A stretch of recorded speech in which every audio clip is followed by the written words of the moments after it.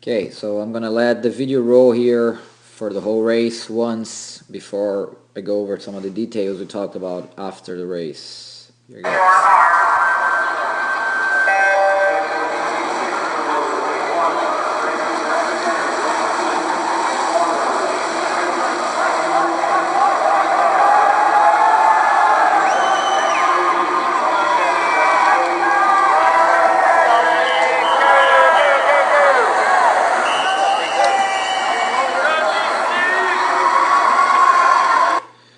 Okay, so some of the things we talked about, just to remind you, first thing on the start, and we're gonna watch the 100 later, but definitely uh, coming too high off that start, you can see your path, you're really going up, coming like this, and then into the race, and then the biggest thing is we're gonna see on the entry here, how you're gonna have to do this as soon as you enter, which is a huge angle here. So you want your path of the start to be more straightforward, so your angle of entry in the water is sharper, which means you're losing less speed on that entry. Okay, so this is the one thing here where you're entering the water, you can see your back is arching because you're having to have the sharp angle, and it really means you're losing speed. Also, we talked about being in a tight line, so something I haven't noticed before, but you can see here how your feet are not really together on the entry, which means you're really losing speed. You're not as streamlined as you could be. Okay. One thing that I just noticed here, you're gonna see you only did like one kick towards the surface. Even on a 50, I think you have enough time to do 3, maybe 4 fast underwater kicks before you break out. I think coming off the start, you're still a little faster than whatever speed you're going to swim. You usually stay underwater last the shorter the race is because your swimming speed is going to be higher. But still, I think that one kick might be a little bit too short here. You can see other swimmers breaking out a little further ahead of where you do. So anyway, again, start with fixing the path of the start.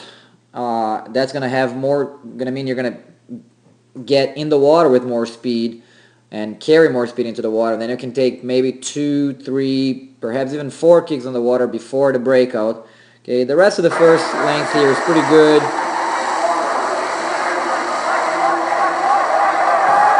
Till we get to the wall, and then again, that was a concept that we had only talked for the first time on that day, but here you can see a little glide, and then when you finally start turning, you really turn in place. You're not moving forward.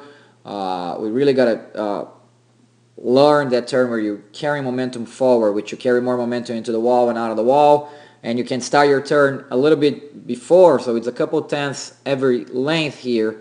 If you can start your turn right over here, and from here continue to move your hip forward, but as you're turning already, instead of getting all the way into place, and you can see how close your head is to the wall here, then you have to turn in place and push the wall. So ideally you want to be moving forward as you turn and still creating momentum into the wall. And then last length here, everything, the swimming looks fine until we get to the biggest problem of them all, which is the finish. And like I said, you went, I think, 22.3 or 23.3. Here's the 22, and you have to take another stroke. Okay, so very, very bad finish. A lot of splash on the finish. You're raising your head right away. So really learning how to, from this position here, you should be lunging into the wall. Your right shoulder should be coming out of the water. Okay, and you should be reaching for the wall like this. Instead, you have to take another stroke. And again, if you're taking 50 strokes a second, this is 2, 3, perhaps even 4 times right here that takes for your arm to leave the water and get to the wall. So again, that really is the difference between what you went and the best time. Good finish here, best time here, not so much. So really, and we talked about this, you definitely can finish right, but you obviously can also finish like that. So you gotta practice your finishes until doing them like this is no longer an option, until it's very automatic.